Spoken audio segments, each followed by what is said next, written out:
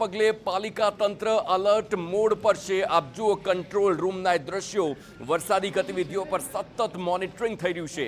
આઈસીસીસી centre ખાતે વરસાદી માહોલ પર સતત નજર રાખવામાં આવી રહી છે।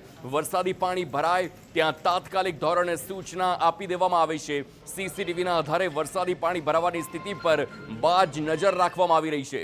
ઇન્ટિગ્રેટેડ કમાન્ડ એન્ડ કંટ્રોલ સેન્ટરથી પાલિકા દ્વારા સતત મોનિટરિંગ થઈ રહ્યું છે।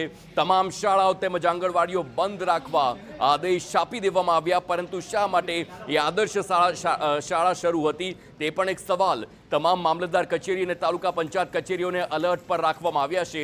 આ એક કંટ્રોલ સેન્ટર આપ જુઓ કે જ્યાં સુરતમાં આખા સુરતભરના સીસીટીવી આપ જોઈ શકો છો કે જ્યાં આ બાજ નજર અત્યારે સ્થિતિ પર રાખવામાં આવી રહી છે।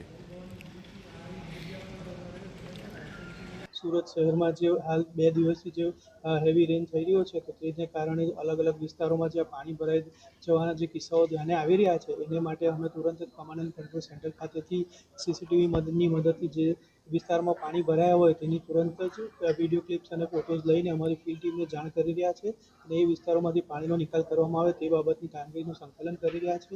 ફિલ્ડ ટીમ પણ અત્યારે હાલ ફિલ્ડમાં કાર્યરત છે અને એમના દ્વારા વિવિધ મશીનરીઓની મદદથી પાણીના નિકાલ કરવા માટેની કામગીરી સતત કરવામાં આવી રહી છે।